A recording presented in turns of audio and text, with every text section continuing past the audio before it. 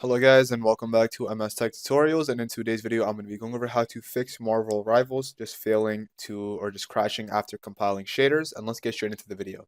So the first thing that you guys can do is make your way over to Steam on your desktop, right click on it and hit run as an administrator. Then once you do that, open up Steam, go over to library and look for Marvel Rivals.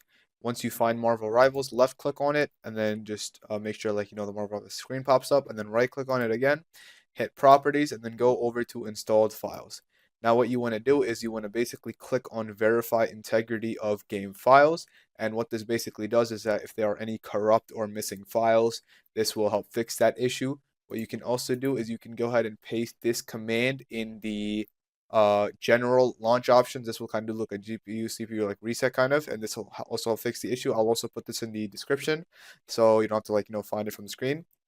But anyways, once you've paste that in, you can go ahead and X out. What you can also do is make your way over to Epic Games Launcher if you have Marvel Rivals downloaded through the Epic Games Launcher. And basically just the same thing. Go over to library, look for Epic Games Launcher. Just once you find it, hit the three horizontal dots, go to manage, and then hit verify files.